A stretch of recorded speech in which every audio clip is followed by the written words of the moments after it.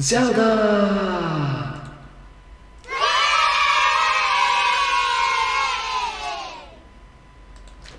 Ching, ching.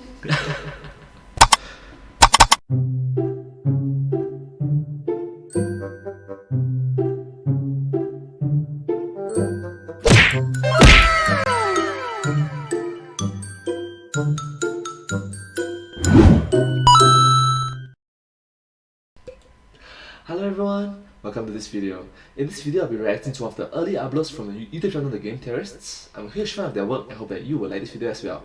This video is about Zelda! So yeah. Anyways, let's start. This video is about 4 years ago because it came out in 2017, so...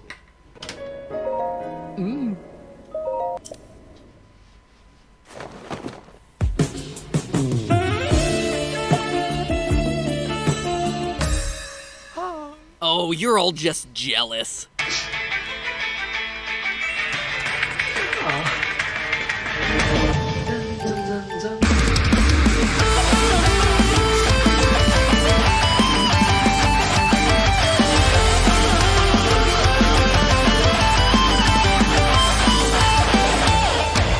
Hello, Internet!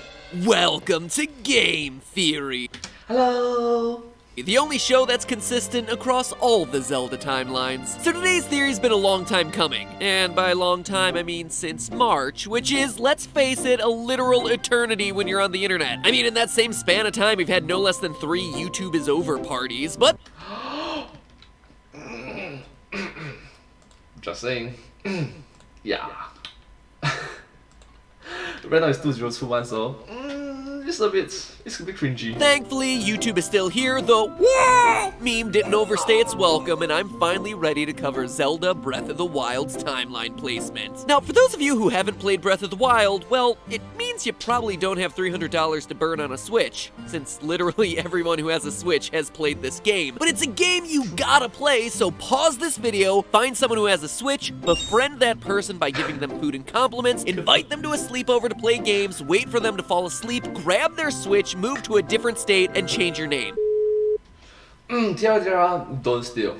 Please do not actually do this if you can't afford a Switch yet. You can save up some money or buy Breath of the Wild on the Wii U if you are really desperate. This game is really good even if you have never played a Zelda game before. I promise you that you will love this game. Never steal anyone's console games or anything for that matter. Stealing is not cool, and changing your identity is really hard to do, believe me. I mean, I wouldn't know anything about that, but whatever you do, don't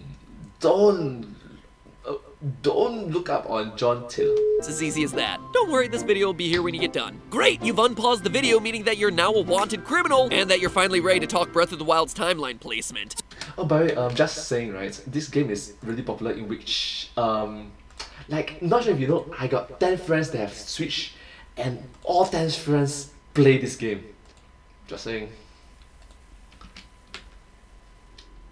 So in the game, you play as Link. No big surprises there, as he wakes up from a 100-year nap to find Hyrule devastated by Calamity Ganon. Basically, it's Ganon on evil energy steroids. Swole and roided up! And it's up to you to reawaken 4 ancient Power Ranger Zords. Go, go, Hyrule champions!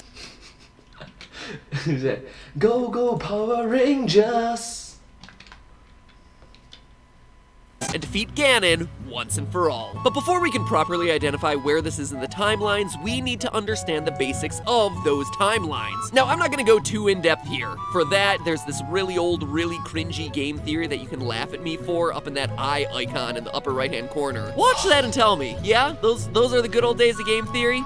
Okay, sorry my friends, your memory has betrayed you. Either that or, man, I am trying way too hard these days. Time to dial it back. Anyway, here's a brief summary. The timeline starts with Skyward Sword and remains linear up until Ocarina of Time, at which point it splits in 3. During Ocarina, you travel through time with the Master Sword, being a child in the past and an adult in the future. At the end of the game, 3 timelines are created, because time hopping always causes a problem. One follows the adult timeline that you just saved from Ganon. The second follows Link as he transforms transforms back into a child at the end of the game. And finally, the third one's where you fail to defeat Ganon, you die, and the giant pig man takes over the Triforce. That's right, every time you blow yourself up with your own bombs, Ganon goes on to rule Hyrule. Way to go, Hero of Time. Way to go.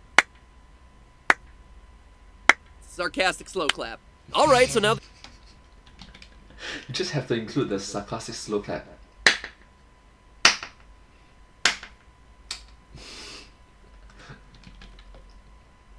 That you're all caught up with the timeline, what do we know for sure about Breath of the Wild's placement? In an interview with Game Informer in February before the release of the game, Legend of Zelda director Eiji Aonuma was asked if Breath of the Wild takes place before or after Ocarina of Time. His response...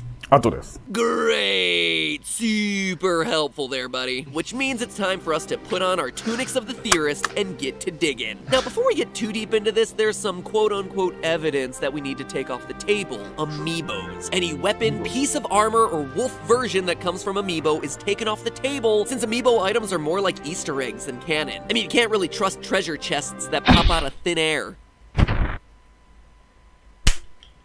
To make sure that we are staying as canon as possible with this one, we are only using items and clues that can be physically found in the game. Oh, sorry there, buddy. But who's a good boy? Who's a good boy? Who wants to chew on Tingle's leg? Yeah, you do. Before the game's release, Who's a good boy? Who's a good boy?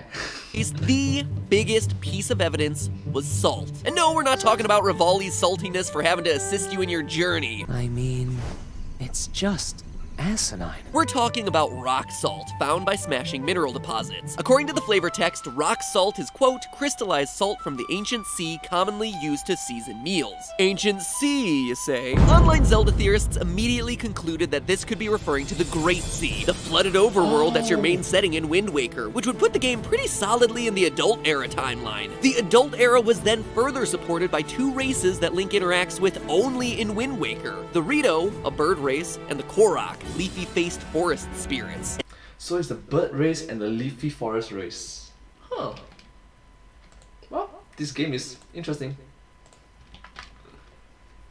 It was easy to tie the Koroks from Breath of the Wild to the Koroks of Wind Waker because they look almost identical to each other. And for a series that changes the looks of the races with almost every game, this is saying a lot. Then you have the Rito, who came into existence in Wind Waker. According to Eiji Aonuma in the Japanese-only publication Zelda Box, the Wind Waker fanbook, quote, "We set it up so that the Rito tribe was the evolved form of the Zora tribe that appeared in Ocarina of Time, and the Kokiri tribe left the forest and became the Koroks. Their appearances are different, but they share the same bloodline." End quote. Cool. That's totally cool. I could never come up with a video game that is as influential as you guys, and I'm not trying to tell you how to do your job or anything, but have you never heard of Charles Darwin? The Zora evolved from aquatic animals to birds when Hyrule is now almost completely water. Anyway, between them. Like, if everything is water, then being able to swim is actually better than flying, isn't it? Rock salt and the races, it seemed like there was a good case for Breath of the Wild taking place sometime after Wind Waker, or at least there would have been if Wind Waker was the only appearance of all of these things. You see, while the Korok only seemed to show up during the events of Breath of the Wild and Wind Waker, the Rito can actually be found in the other two timelines. In the Child Era timeline, you can find a stone relief in Twilight Princess's castle town that shows Child Link meeting with the Gorons, Zoras, Hylians, Wakas, and lastly, the Rito. Not only that, but in the failed hero timeline, we have the Fokka. F-O-K-K-A, YouTube. Okay. Oh my gosh, YouTube is like, do you just say do you just say a bad word?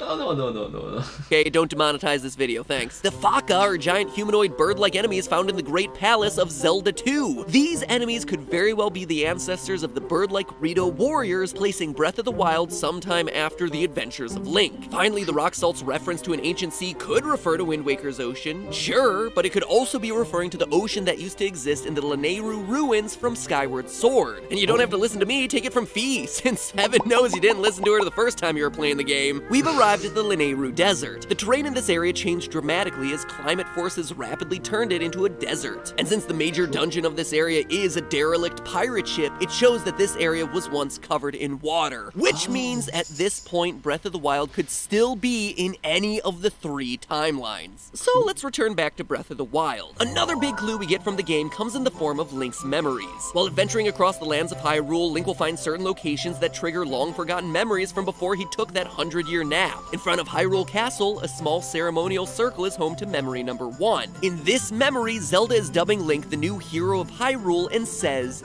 this. Whether skyward bound, adrift in time, or steeped in the glowing embers of twilight. Now, Skyward Bound and Adrift in Time are obviously referring to Link's battles in Skyward Sword and Ocarina of Time.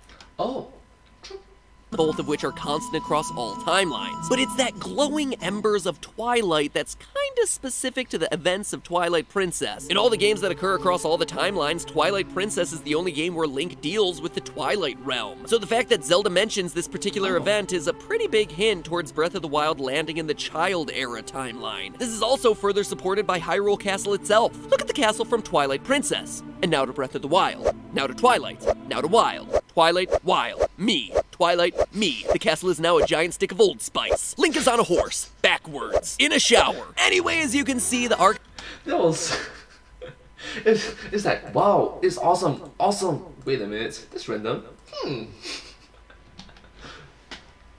architecture of both castles is very similar, especially compared to that of A Link to the Past and Wind Waker. But that's about it. This is kind of where all the proof for the Child Era ends. And I gotta be honest, it doesn't feel like there's a whole lot to stand on there. So going back to Breath of the Wild, we still haven't accounted for a lot of the physical clues that are present in this game. Clues starting with Hyrule's geography. If you take a look at every map of Hyrule, geography is one of the least consistent things across games. Apparently Hyrule's tectonic plates are lit AF, as they say. But comparing maps across all the games, Breath of Not sure if I understand the reference. That means the tectonic plates, right, keep on shifting the landmass so that every single time the map is different. the Wild does have major geographic landmarks that line up with the games falling into the failed hero timeline. If you take a look at Breath of the Wild's map compared to that of Link to the Past, you'll notice some significant similarities. In both maps, we can see that the desert is to the southwest, Death Mountain is to the north, the Lost Woods also north, and Lake Hylia is to the south. I mean, granted, they're not perfectly aligned, but there's no denying that they're a closer match than anything found in any of the other games. And not only that, but Spectacle Rock, a rock formation looking like glasses, can be found in Breath of the Wild. This particular mountainous formation is only found in the games falling in the failed hero timeline. And evidence for the failed hero timeline doesn't stop there. Breath of the Wild's most deadly enemy, the half-horse, half-lion pain train of death, the Lynel, has only appeared in 5 other games throughout the Zelda series. Their first and most known appearance was the original Legend of Zelda, but they also show up in Link to the Past, the Oracle games, and the recent Link Between Worlds. Whether or not they appear in a given Zelda game is inconsistent at best, but one thing is true of all the games they've appeared in. They're all part of the failed hero timeline. You never see them in any of the other games outside of this one branch, which strongly suggests that the Lynels were only recruited into Ganon's army once he managed to defeat Link during the events of Ocarina of Time. And speaking of enemies, let's talk the Demon King himself, Ganon. In Breath of the Wild, we witness a reincarnation of Ganon that we have never seen before called Calamity Ganon. A Ganon that has gone full-on rage mode. Wow, it's like a SSR version of the boss. Not sure if you know, right? SSR means super rare, I think. Yeah, it's super rare, I think. SR is super rare.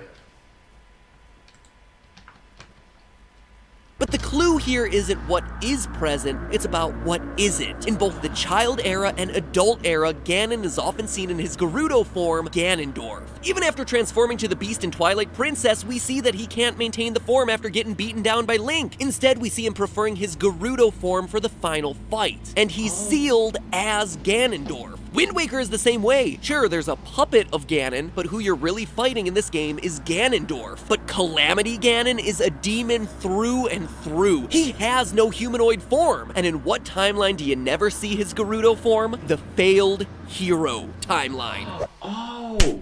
And that's official. According to the Hyrule Historia, when he takes over an Ocarina, he decides to shed his Gerudo form once and for all. quote, "At last Ganondorf found himself in the possession of the Triforce of Wisdom that dwelt within Princess Zelda and the Triforce of Courage that dwelt in Link. His true power achieved, he transformed into the Demon King." Oh my god, the game, that is, the hero died. There's no one to stop the beat back. So, wow, the more you know. End quote. Demon King Ganon. And that's the kind of Ganon we're fighting in Breath of the Wild. A Ganon that has shed all forms of humanity to become the manifestation of evil. That after being sealed time and time again would be enraged enough to give up on reincarnating entirely, as we hear Zelda say before we fight his dark beast form. He has given up on reincarnation and assumed his pure, enraged form. And it's 100% true. By the time the events of Breath of the Wild occur, Ganon's revival had become a century-old tradition. It's like Christmas, except every present is the potential of death. We see that Ganondorf is revived twice in the adult era, reincarnated once in the child era, and that the Demon King Ganon is revived 4 times. 4 times in the failed timeline. I mean, hey, I just skipped to rage mode at that point too. But to me, the most convincing piece of evidence comes when you complete one of the hardest challenges in the game. By finding and conquering all 120 shrines, which is exhausting, by the way. I mean, why am I standing on this platform naked waiting for the blood moon? Just to get another orb? Who? No, that is raining around him. Like, that's not really that healthy. What would he do? A man only needs so much stamina, guys. Or does he? Oh, By come on! Family friendly, come on! I understand the joke, but still, come on, let's be wholesome and family friendly, okay?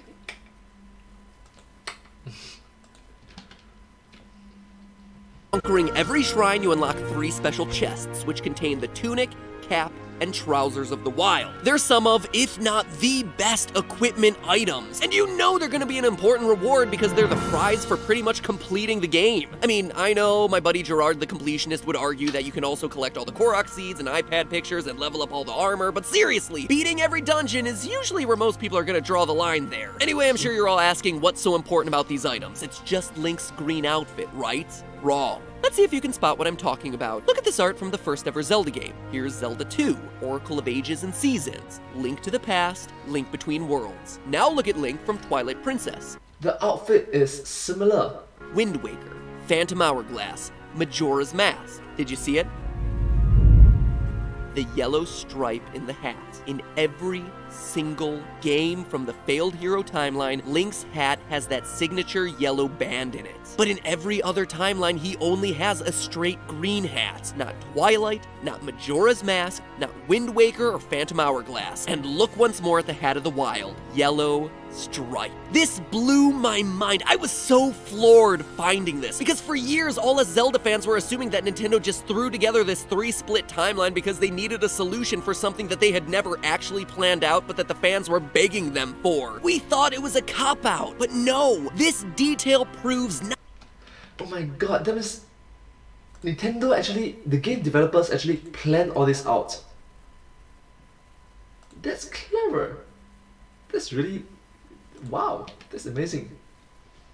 Not only that Breath of the Wild belongs to the failed hero timeline, but that Nintendo has been keeping track of their continuity from the very first game in the series. And there you have it. Taking in all the evidence, the scales greatly tip in favor of Breath of the Wild being at the end of the failed hero timeline. Yes, there's still that reference to the Twilight, but in foreign translations of the game, Zelda also mentions sailing the high seas, so maybe the Triforce of Wisdom gives her vision across all the different timelines? I don't know, but I can totally see it being a thing. Regardless, I'd say that the physical evidence is rock solid. Spectacle rock solid. The only pieces of evidence that can't be explained away via appearances in other timelines all point to the failed hero branch. So there you have it. Feel free to confirm it, Nintendo. And heck, if you're upset with the results, just be glad we didn't find a way to tie it into the CDI timeline. Oh no! Oh no, he's got a yellow strap! But hey, that's just a theory. After 10,000 years, I'm free! What? A game theory. Thanks for watching.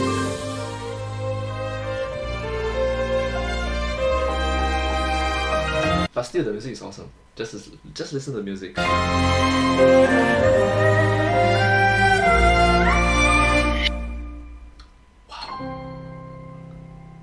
that's amazing. Yes. Thank you so much for watching this video. This video came up from the YouTube channel, the Game Theorists, and yeah, their videos are very enjoyable to watch and very interesting. So I hope that you will show support to them as well. If you do like my video, please consider to like, share, and subscribe to my channel. And comment down below if you have anything to share with us, you know. And also follow my channel. Thank you. And I hope to see you again. Maybe hope to see you again. But hey, that's just a theory. Game theory. Thanks for watching.